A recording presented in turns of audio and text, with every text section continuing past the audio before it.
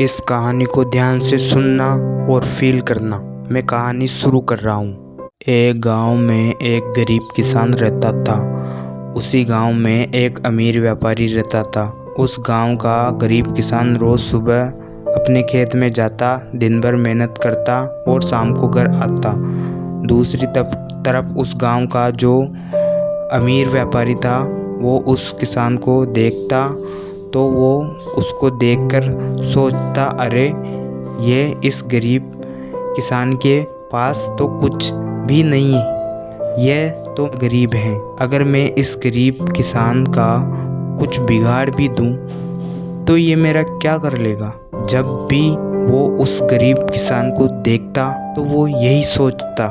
एक दिन वो जो उस गांव का जो अमीर व्यापारी था वो कहीं जा रहा था। जिस रास्ते से जा रहा था वो रास्ता कच्चा था, बिना डामर रोड का।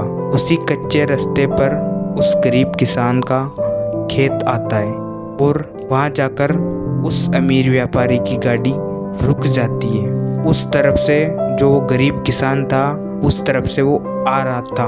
वो आया और आकर उसने देखा कि इस अमीर सेठ की गाड़ी को क्या हुआ। उसके पास आया और बोला, अरे साहब ये आपकी गाड़ी को क्या हुआ।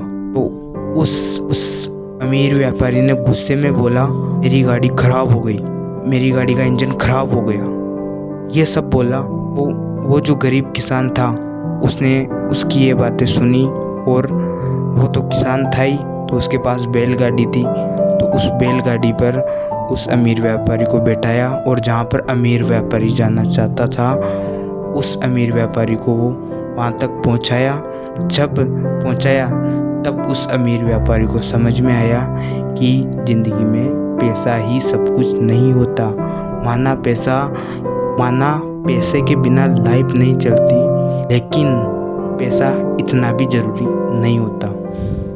कहानी से ये कहानी छोटी सी है, लेकिन इस कहानी से आपको क्या समझ आया अपनी राय कमेंट में ज़रूर दें। अभी तक हमारे चैनल को सब्सक्राइब नहीं किया है तो इसको भी सब्सक्राइब कर लें।